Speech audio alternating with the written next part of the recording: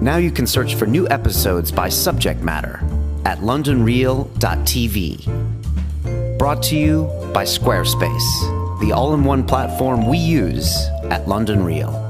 I'm here for a screening, the London premiere of a documentary called Neurons to Nirvana. Yes, I saw the trailer for that. It looks very interesting. It's about the use of psychedelics in treating medical disorders. Is that right? Well, but it's more about consciousness shift and how the world is in a crisis, and a lot of it is because of narrow thinking and people identifying themselves with limited parts of who they are.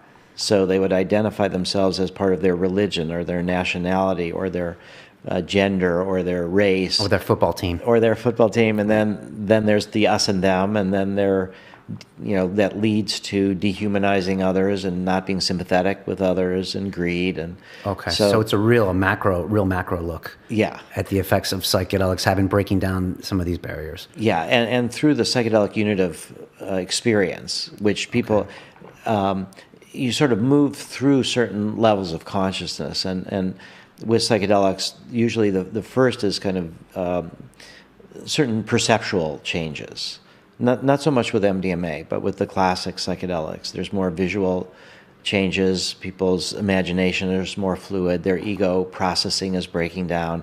That's what David Nutt and Robin Carhart Harris discovered with psilocybin, that it reduces activity in the default network, which is the filtering process. Which was kind of surprising. We had both of them on the show, and I know people would always think that your brain would get more active, but it turns out it becomes less active, or the orchestration it stops happening between these different parts of the brain.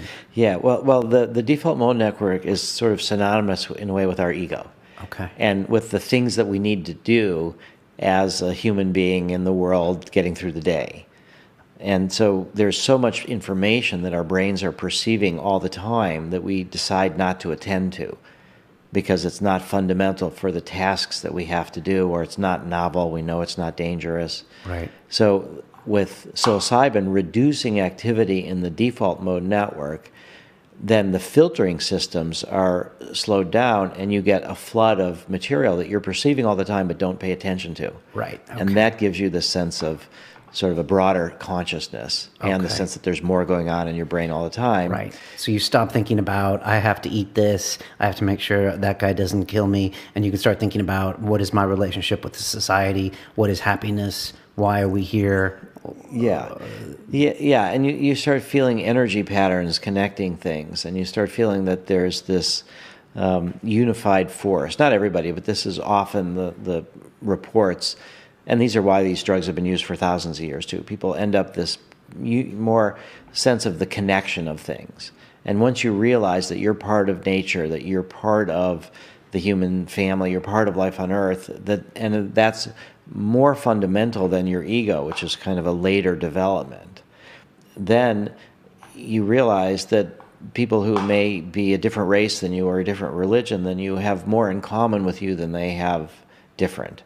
And that there's certain political implications of that. And I think we saw that during the psychedelic 60s, where that was the birth of the women's rights movement and the environmental movement. And I mean, women struggled to get the vote, in 1920s, well before that. Right. But I do mean that there was a lot of development of all these progressive social movements in the 60s.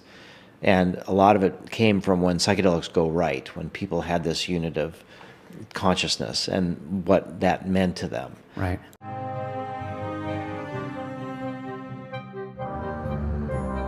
We take real pride in our websites and who we work with on the show, and those are the guys at Squarespace. They've been running our website londonreal.tv and our siliconreal.com for over a year now, and they are an all-in-one platform to make it fast and easy to build your own professional website or portfolio.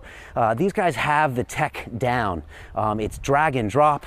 It is easy. I used to run a WordPress site, and I used to have to FTP audio files and all this nonsense. And now when you see these blogs that I write every week where I talk to you about my personal impressions of the guests, I literally just bust those out, drop the picture in, boom, and it's done.